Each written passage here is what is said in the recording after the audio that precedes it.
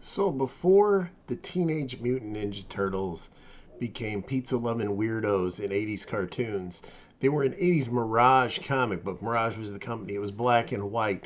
The old issues are worth a lot of money. They have been reprinted before, but never in such a beautiful set as the Teenage Mutant Ninja Turtles Compendium Volume 1 hardcover. This thing is massive, and this is what we're taking a look at right now.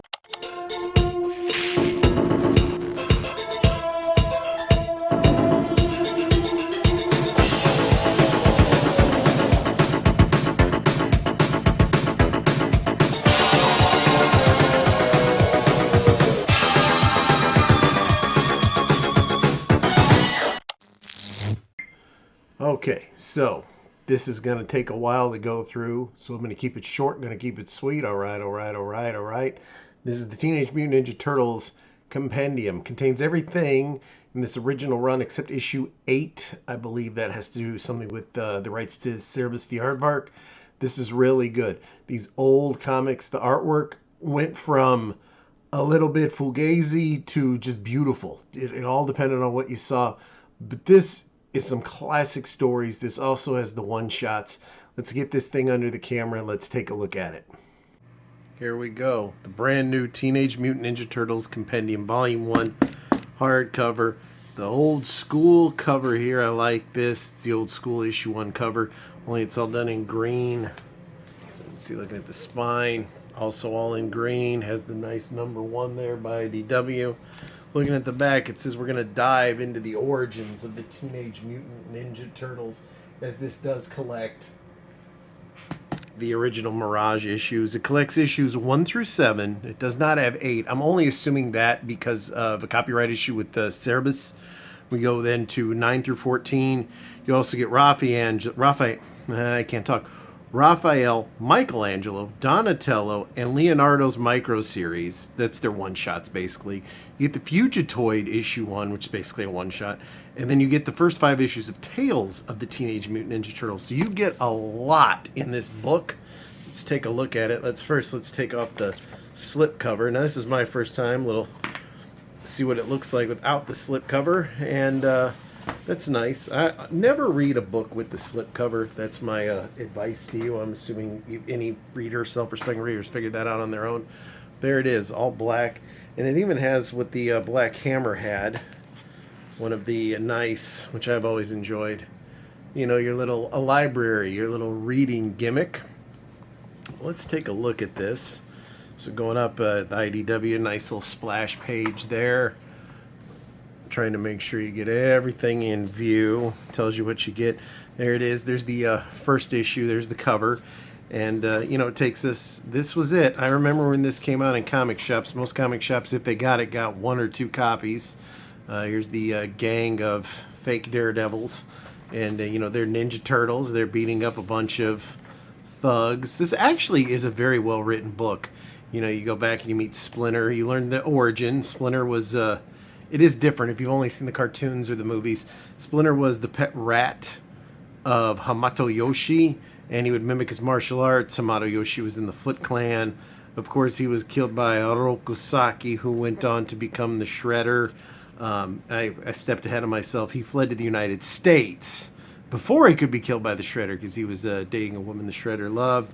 Shredder came in, he murdered him, beat him down, and then, much like in Daredevil, a blind guy is about to cross the road. He gets hit. A little canister, which is now the famous ooze, goes flying, and it hits this bowl of turtles.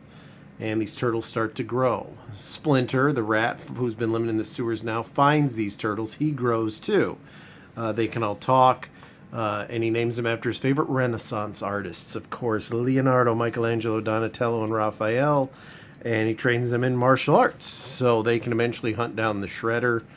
And, they're teenagers now. They've grown up.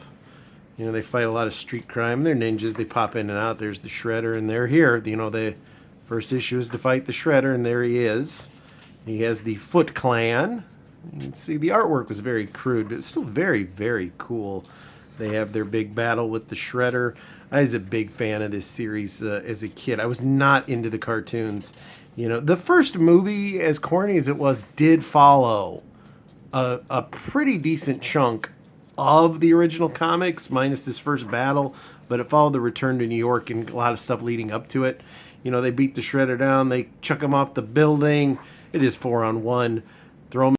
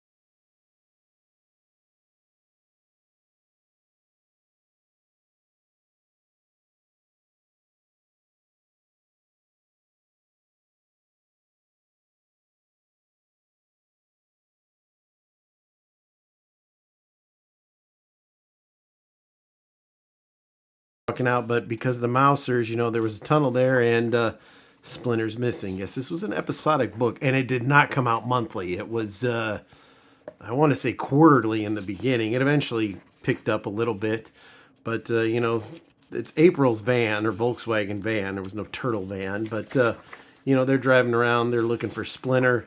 And, of course, you know, they're ninjas. They got to avoid the cops. They got to avoid everybody. I mean, they're giant turtles. Not a ton goes on here, you know, and there's always street criminals after him. Cops are trying to catch him, and, you know, just armed guards. They actually go after the wrong people because our turtles do get away. And this is when they move into April's apartment, and they start to live with her. But you find out in the epilogue, Splinter is, he's alive. He's just a little bit down in the, further into the sewer. They clearly didn't look long enough. And, you know, it flashes back where he was fighting all these Mousers and where he eventually did get away. And unfortunately for Splinter, he is found by these people wearing these TCRI hats. And they decide to kill it, but then when it can talk, they decide to take it to their infirmary. So we're going to find a little more about that. And Splinter is actually in this weird hospital, but they're with the, these people are actually Krangs. You should all remember Krang. Love this cover. This is the Raphael issue. And this was the introduction of one of the greatest characters in comic history. You know, Raph is, he's got to leave. He's got to cool out. And that's when you meet Vigilante Casey Jones. Casey Jones is going. He's beating up some punks in the park. Raphael goes to fight him. And really, like in the first movie, they have their nice battle for, you know, that was taken at the end of the film. And, you know, a nice sucker punch. He runs away. You know, he goes to beat up more violent gang members, but Raphael catches him again. In case he's just telling him, you know, look, I'm not a criminal. I'm here to beat down crime. You know, and Raphael, I mean, he's the same. They're actually very much the same person, but Raphael's still trying to stop him. He thinks he's a crazy lunatic. But after they're talking, they actually become friends and decide to start beating up punks together. Now, you don't see Casey for quite a while. Now we go back to the Turtle comic, and they're training, looking for Splinter, but the Foot have come back. Man, I remember these back in the days. Clan of Evil Ninjas, TMNT 1. They have to fight the Foot. There's the Foot, just because the Shredder is, well, no one's really dead in the realm of comic books. But they're taking on the Foot Clan. They're fighting, and they end up in the TCRI building. And they see it, and, you know, they're checking it all out. Donatello is the one that's kind of trying to figure out. They're still living with April. And, they're scouting it because it's very suspect, to say the least. And they go in, they're looking for Splinter because they have some evidence. And they do find him, in a big giant test tube. And they get stopped by all these robot guards with Krangs in them. Krang is not one person, it's an actual race of people. And, they have to fight them all. And as they're fighting them, they make it to this weird machine that zaps them. Here's where the comic, in my opinion, really took a weird turn. But now we go into another one-shot, because these one-shots all kind of blended in. This one's the Fugitoid. It's about this weird old guy. I was never a huge fan. And he gets basically mind swapped into this robot. Fugitoid is in, he's a fugitive because they're hunting him down. We can skip this nonsense, unless you're a big fan. But it was a pretty decent-sized book. It's actually, the original book's worth a lot of money. But yeah, he was a robot fugitive. He's the Fugitoid. And his story kind of ends there where the Ninja Turtles land by him. Now we're at issue 5, and they're now on his world, co-starring the Fugitoid. So see, you had to read all these tie-ins, and it's nice that I like that this book has the tie-ins, and it has them placed where you would need to read them. I think that's really nice. And I'm sorry, I have to apologize if this is getting to be a long review.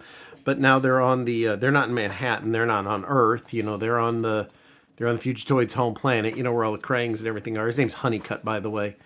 And this is where the Triceratons are. They're like the evil horned people, and the turtles they're trying to help them. Like I said, this is where the story takes a little weird turn, so I'm kind of going through it a little bit quicker. But yeah, they're lost in space. Well, not lost in space, I wouldn't say. They're bouncing from planet to planet. They're fighting these Triceratons. They're in virtual prisons. It goes on for a while. They're in like an arena of death against other Triceratons. But like I said, you do have to read it. It just was not a few issues that I was a big fan of. But they end up fighting their way free, of course. They get to their normal platform. They zap. Now, we're still in issue 7. We're at the TCI. Now, see, everything's going weird at the TCI building here in New York because, well, there's people getting zapped. Now these Triceratons and these turtles have landed. Now they're in the Krang building. They're here on New York. They manage to fight their way through, and they free Splinter. There's April. She's trying to figure out what's going on. But, of course, they're not going to let her in. Splinter's telling them everything. They're, telling the origin now of how the Krangs got to Earth, why they wear the exoskeletons, how they blended in. A lot of, I remember those little things from the video games. Lots of alien backstory. But in the end, they all make it back to April's apartment. And now we go to the Michelangelo one-shot. Mikey, always a little bit more fun-loving. He's just out enjoying winter. He's petting cats. But it's an action comic. He's looking for toys. Michelangelo is always, even in the comics, was more lighthearted. But because it's an action turtle comic, somebody's coming to steal the toys. So Mikey's got to stop them. I'm trying to kind of go a little quicker just because of the main story arc of the book that I want everyone to know they're going to get. Here we go to Donnie's one-shot. Like I said, this all is going to incorporate. It's all going to pay off. Donatello is... he meets an artist named Kirby. It's supposed to be Jack Kirby, of course. And he can go into this magic mirror. He can fight different kinds of creations, robots, monsters, all kinds of weird nonsense, so to speak. And that was basically Donatello's day. Kirby gives him an autograph. Ninja Turtles 9. We don't have 8 because that's Cerebus the Aardvark. That's the only thing I can think of. And, they're having the same dream. And here's all the turtles. They're training. They're back with Splinter. They're living in April's apartment. They're out doing all their training, and they end up going here. They're still scouting things because they know there's still ninjas. They know the Foot Clan is still active even without the Shredder. So they're trying to keep an eye on everything. They get a little tangled up here in what all has to do with the Foot Clan. All of it does. It all ties in. As you can see, once again, now we're going into Leonardo's one-shot. And Leo in his one-shot is out training. And this was very iconic. It's one of the most iconic comics. All of his stuff is silent. And while Leo's training, he's jumped by the foot. Now, while this is going on, all the other turtles are at April's house. They're getting dinner ready. They're getting ready for the holiday. They're getting to trimming the tree. They're getting everything ready. Now, Leo is, like I said, he's battling all of the Foot Clan. Just all of them. He's trying to get home, but he's getting jumped every couple feet. You know, just hundreds of them. And you notice it's all the top. The bottom is just what's kind of going on at April's house. They just know he's out training. They're just wondering where he is. And he's, like I said, he's trying desperately to make it home. He just keeps getting jumped and jumped. And then finally, at the very end, where he's almost close to home, he sees the shredder. And next thing you know, Leo is in the window. And he says he's back. It's the shredder, which takes us to issue 10. And that's where you see he's all beaten down. The Foot, and this is just like the first movie, the Foot have now jumped them. They're in April's apartment, and there's the whole battle. The Shredder and the Foot Clan, they're going, mostly the Foot Clan. Shredder's just kind of there. He's got the Foot doing all his dirty work, and they're pretty much outnumbered. I mean, there's foot soldiers everywhere. Splinter's trying to help them. The Turtles are fighting. They're trying to get out of there, but this whole building has now become completely under siege with foot soldiers. They end up going all the way down to this bottom area that April has, this old junk store. And there's the Shredder. It's a great piece of art. And he's there with the Foot. And all at once you hear, you know, hey, wait a minute, what's all this? You know, hey, pal, I used to be a bouncer at Torchy's. I've thrown 10 guys your side out all at once. And it's Casey Jones. He's got his 2 bats. He saw what was going on. Ralph knows who he is, and he's there to help him. And, you know, this one guy with a couple of bats is beating the shit. He even gets a nice shot on Shredder. And, you know, he's just saving the day, basically. He's cleaning the clock. I've always been a huge Casey fan. Now everything starts kind of falling apart. By that, oh, excuse me, everybody. And the building catches on fire, but the Turtles escape. April now has lost everything. They don't have anything. They head on out to April's farm. We're going into issue 11, which takes us to True Stories. It gets a little more odd here. They're in a farm convalescing. April's having all these weird nightmares. You know, she's lost everything she had. She kind of, this is where the seeds of the Casey Jones romance with April is played. The Turtles are in the woods. You know, it's an old farmhouse, and they're, I mean, Leo is still banged up to shit, so he's trying to recover. All the other ones are training.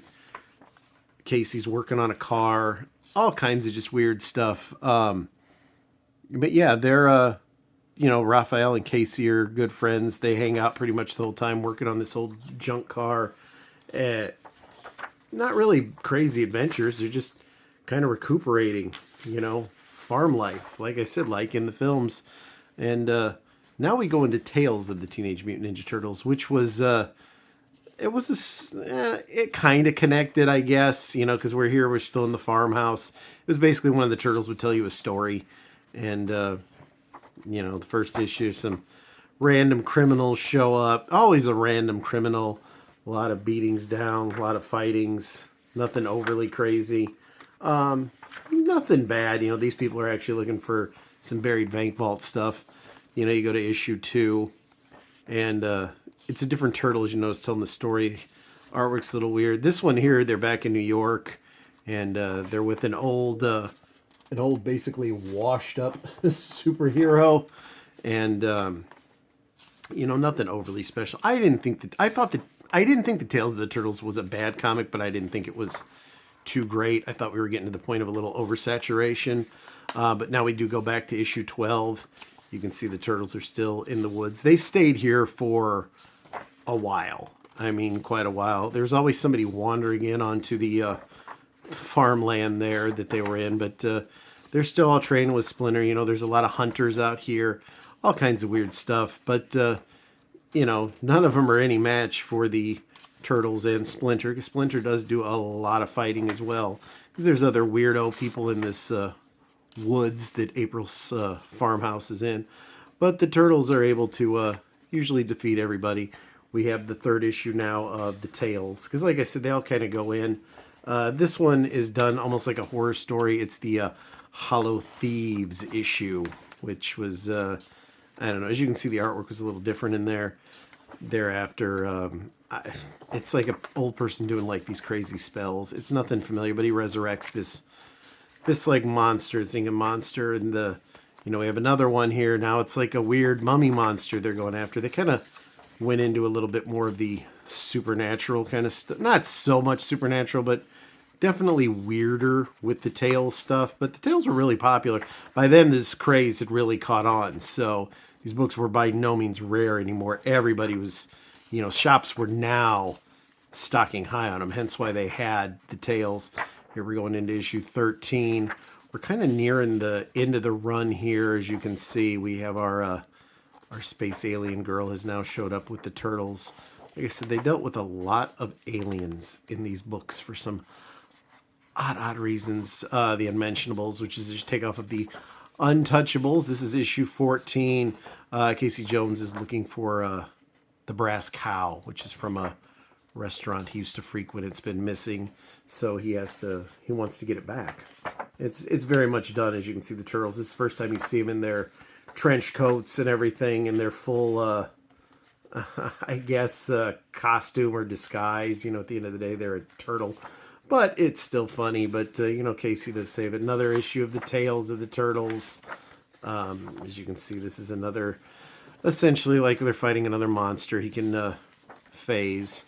And that's the last issue of this book. Now, the next book should feature the Return to New York. Like I said, this is a beautiful book. Sorry that it took so long to go through. I really wanted to cover the main story. I always like the little green bookmark. I like it. It's green like a turtle. But let's go back and talk about this for just a few minutes. Whew, that was a long one. Sorry that one took so long. But that's a lot of book to go through. And I skimmed over some of the more cornier stuff. Yeah, that was awesome. I was never a big fan of the cartoon. Like I stated during that, I did like the first movie because even though it was kidded up, it followed a lot of that. But that is a must-have book right there. I mean, this thing is it's just massive. I would highly recommend picking it up right away. It has I was looking at it, $150 is the standard retail price. Check it out on Organic Price Books. Amazon might be able to find it a little bit cheaper than that. But yeah, this is Compendium Volume 1. I can't wait for 2 because that's going to have the Return to New York storyline in it. This is just such a great book, just a beautiful book. I highly recommend you pick it up. Why don't you leave a comment? Tell me who your favorite Ninja Turtle is and why. And like I said, pick this one up right away. Give me a like and a subscribe, and I'll see you soon.